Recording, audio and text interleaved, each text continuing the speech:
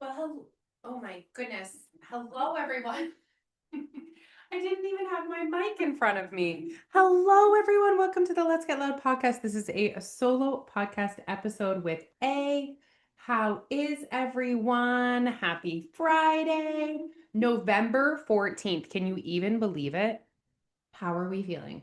I don't know if you guys have been following me on social, but I always do this a couple times a year, cutthroat clean out my home. I feel like when I'm old and frail and I move out of this home, my children will be so grateful for the way in which I just go through every drawer.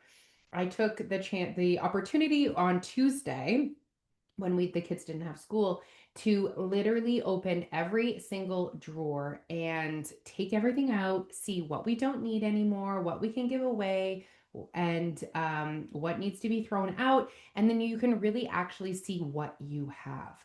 I love doing this right before the holidays because it reminds me of all the crap that my children currently own and don't actually need.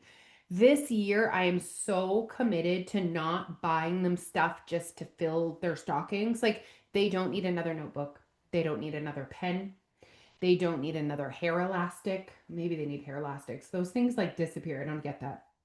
But I'm really, and I've told them this. I said, like, I will be. Now I know I'm lucky because my kids are older, so they understand this. But I said, listen, we're not getting a bunch of stuff just to fill the stuff.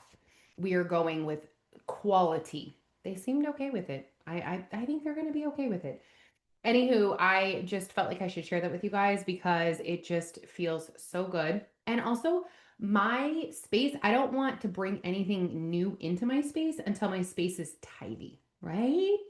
Now, on top of all of this, where this all came from was I have set time limits on the kids' screen time. So I come from a place, I've always managed behavior this way, even when I was teaching, where I really like to give kids, young adults, tweens, a lot of ownership, a lot of flexibility, freedom, trust, until abused otherwise, right?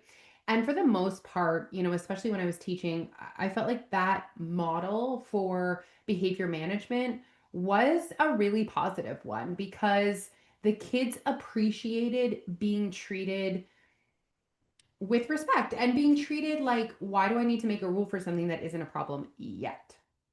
So, screen time was starting to become a problem. I just saw the winter months, the colder months where we're not as active.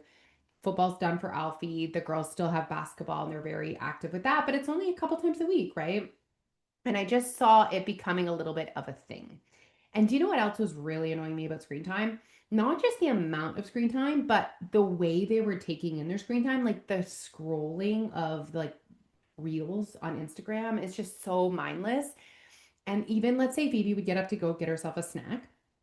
She'd like bring her phone with her and she's like watching it while she's making a snack. And I was just like, absolutely not. Like, we need to be intentional and paying attention when we're on our screens. So I told them it was coming. I feel like they were grateful. I feel like they were ready for me to be like, okay, we're reining this in. So I didn't use an app. I just went on my phone, and because they're like under my phone under family, I can access their stuff, and I set a limit for screen time per app. And it's a learning curve. We're going to, it doesn't need to be perfect right from the beginning. But I do already see them being more intentional with their screen time, knowing that it's not infinity. And I saw them doing things like sitting on the couch watching a show, which is not included in their screen time. It's just like their device screen time that I'm limiting for now. Making bracelets because we cleaned out the drawer and they realized they have enough stuff to make a trillion bracelets. So it was a very positive experience over here at my house. And I felt like I should share that with you guys because if you're feeling a little overwhelmed with the holidays, I challenge you to clean out your home first. And then you'll see they actually need, what they don't need, and it will just be a good reminder and a pep talk of what maybe to purchase and not to purchase. I haven't made a ton of progress with my Christmas shopping. I've done a decent job. I keep like an eye out, and then like there's a hoodie Alfie wanted, so I bought it because it was on sale. Unfortunately, I just bought some stuff from Old Navy that needs returning, which is so annoying. Wrong size. Anyways, but I'm getting there. However, I still have the goal to be finished my holiday shopping before the end of November. I need to just sit and make a really comprehensive list and make sure I've balanced out kind of gifts for each kid and then really just give her and wait for it to go on sale. But I have had a few people asking me if I can share my list, and yes, absolutely I will. I need to think of what format I can put that in to share with you guys, but it's coming. A way for me to share my Christmas list for my families is coming. So that's where I am at. And I am just still crushing it over here. Really locked in, as the kids would say these days, with my weights. I'm on week 10, 4 days a week. I actually missed a day this week. I was 3 days. I made the choice. I wasn't feeling great, actually. And so I made the choice to sleep in. I didn't know if it was related to my gym injury, which I can't remember if I told you guys about or not. I'm not going to repeat myself in case I didn't, but let's just say the Smith bar fell on me and I went flying, and I thought I had a concussion for a while, but I'm feeling so much better. But everything was real fuzzy up here and I was really tired. So I was trying to honor that and rest up. So I did skip one day this week, so I had 3 days this week, but actually the program only requires 3 days a week and the fourth is a bonus. So finishing out week 10, I don't know what I'm going to do when this block is done. I think it goes to 16 weeks, and then I think I want to try a new program. If you guys are going to the gym and not following a program, I think you're wasting your time. A program just keeps you focused. It flows. It's intentional. I really, really, really love following a program, but I think I'll be ready to like mix things up.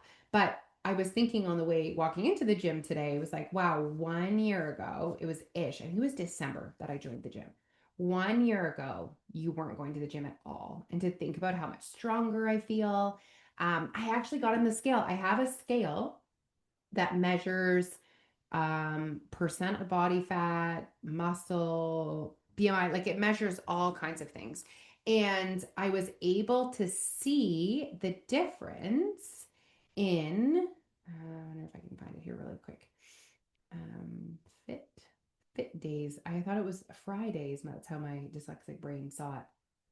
So ironically, let's chart for the last year, month. Yeah, month is good.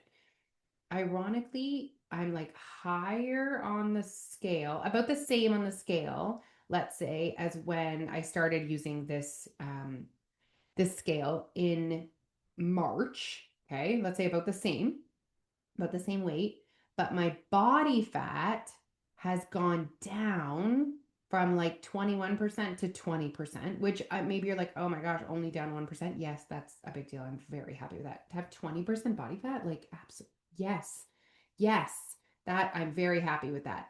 And my skeletal muscle went up, and my fat free body weight, I don't know what that means, but has gone up. So apparently, my fat free body weight was 142 and now it's 145. So it's like I'm gaining muscle. My subcutaneous fat, which is the fat around your abdomen, has gone down. It's all really, really good news. My muscle has gone up 44% to 45%. So everything, basically all the things that I wanted to happen are happening. And it's really nice to see the numbers. Don't get distracted by the numbers. You don't need that. It's just, I was on a muscle building journey. And so, and at 20% body fat, without a lot of fat to lose, listen, there's fat on my body to lose. I knew that a traditional scale might not give me the full picture. And so I just wanted that full picture type experience. So here we are. Very pleased with my progress. Super happy for it to be such a consistent routine. And I'm just enjoying it. My nutrition has been amazing. Really limited alcohol, not drinking coffee, eating basically, I'd say 90% unprocessed foods. Like it just feels, and I just feel great. I feel great. So I just want to take a moment to celebrate that with you guys. Okay. So, oh my gosh, excuse me. what I wanted to talk to you about today is I have been having some conversations with people who are creating calorie awareness. And they are having a lot of well shit moments. And the well shit moments are, wow, I didn't realize there was 260 calories in that smoothie. Oh, wow, I didn't realize there was 240 calories in that wrap. Oh, wow, I didn't realize there was 360 calories in that Starbucks drink. So, calorie awareness is a tool that we use. It is not calorie counting, it's simply creating awareness, and it is not does not come from a place of judgment. So, here's what I never want people to say. I never want people to say, "Oh, that's too many calories. That's bad," because that is not true at all. Neither of those things are too many or bad. It just is. It's fact. It's science. So let's look at it from less of like a worthy judgmental perspective and just from a science perspective. What I do want you guys to ask yourself when you're creating calorie awareness is that worth it to me? And is that worth it to me? And let's say it's a wrap. Is that worth it to me every day? Like, is this a food item I'm eating very consistently? Or maybe it's like that fancy Starbucks drink and you're like, it's totally worth it to me because I have it like twice a year. So, really asking yourself, is it worth it to me is so important when you're having those calorie awareness moments. So, as we're having all these calorie awareness moments, and where this is happening is within our new enrollment program, which we're piloting right now with a group of 25 women, and last week we asked them to create calorie awareness. And there was just so many moments. And I said to Jose, I'm like, we need to like bring this information to the people. Like the people deserve this information. So we decided to do a webinar, which is going to be on Tuesday at 10 a.m. And if you can't attend live, no big deal. Make sure you sign up. I'm going to put the link in the show notes because if you sign up, that tells us that you want us to send you the recording.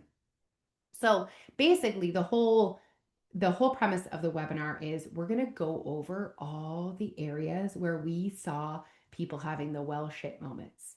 The peanut butter, the dressing, the oil, the butter, the Starbucks drinks, the bites of your kids' food, all of the little areas where extra energy is coming in. And we're going to create awareness around them, give you that pep talk that you didn't know you needed around it, and also include some strategies to help you implement what you learned and with the goal of consuming less energy or really just the goal of making sure the energy you're putting in your body is worth it to you. Like at the end of the day, it's not even about consuming less because just because now you know that wrap is worth 260, it doesn't mean changing the wrap. It means now you know it's 260.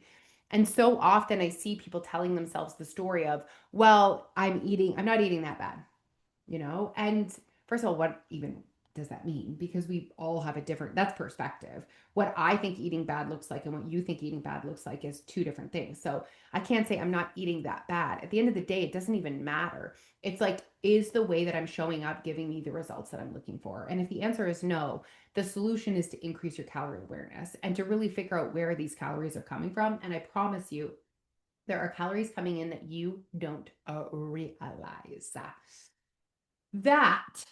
And I don't want people to feel broken. I don't want people to feel broken. I want people to fully understand what is going on. Okay. That is really my mission. That is really my goal. When I first turned 40, I really felt a shift in my body and gained weight and didn't feel good. And what I was trying to do to lose weight, which would have worked in the past, wasn't working anymore. And so I did sit with some time of feeling broken, feeling disappointed, feeling confused.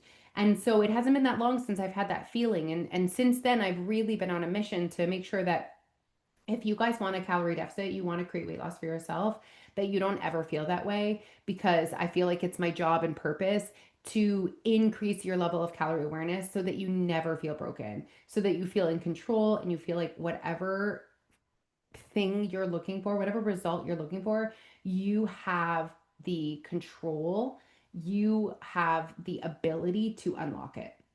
That's it. That is it. Okay, it's going to be the best weekend. I only have one basketball practice, no massive basketball tournaments. We have nothing on Saturday, you guys. Not one activity. That never happens. My parents are coming down for a visit, which I'm really grateful for. I feel like the last couple visits we've had with them have been very hectic, very busy. Like get in, get out, go to a sport, hello, hi, not even really talking. So it'll be really nice that we can sit and spend some quality time together. Um, it is Neil's birthday on Sunday, so we have some fun surprises for Neil's birthday. We're going to dinner at Sophie and Spritz to celebrate with my parents. Sunday obviously is for football. Gonna watch football on Sunday, so I'm really looking forward to a super quality weekend with the fam. All right, I hope you guys are having a good day. I hope that you're feeling just good.